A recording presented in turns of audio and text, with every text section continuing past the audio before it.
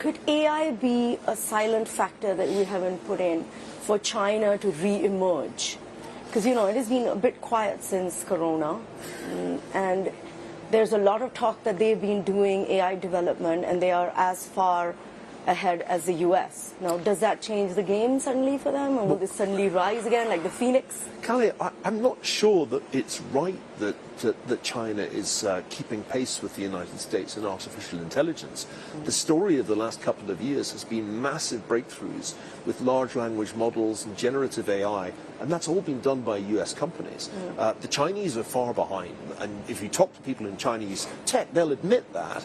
And of course, it doesn't help that they can't get access to the most sophisticated semiconductors because of US restrictions that essentially make it impossible for people to sell those semiconductors to China. So I think in the AI race, China is in fact in trouble.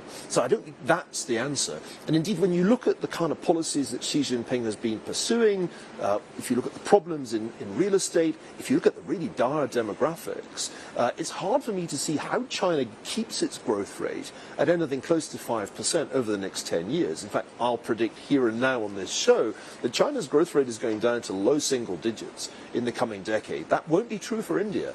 So I go back to my earlier prediction. India's going to overtake in terms of growth rate China. It'll take a while to catch up in terms of aggregate gross domestic product, but it seems to me that that's the future this century, because India has all these advantages. And one other advantage, let's not forget, India is still a free society with a pretty free press and free elections. China has nothing like that. It's a one-party state with the old centralized Communist Party model. So that's another reason why I was an optimist about India 10, 12, 15 years ago, and I remain an optimist. So you're long India, short China, and everyone watching at this time is going to love what you said. But in terms of power dynamics, how do you see that play out? 5 times larger economy than ours. They're building the biggest navy that the modern world has seen, and the low growth rates are now coming on the back of decades of some of the fastest growth the world has seen. So how do you see this play out in terms of great power rising? Well, it's certainly true, and you're right to emphasize it, Rahul, that a huge amount of money has been spent and is being spent by China on defense. It's building a navy that in terms of numbers of boats is already the biggest in the world. It's building a nuclear arsenal, which doesn't get nearly enough attention, but is a huge threat to global stability, investing in hypersonic missiles. Right now, if there were a showdown between the US and China over Taiwan, I would not put money on the US winning that showdown. In fact, if you look at some... Where would your money be? Well, China would be more likely to win in a hot war because... Even at this moment, not 5 years down? Right now, because if you look at the war games that have been done, one of the striking features is how quickly the US runs out of precision missiles in a week.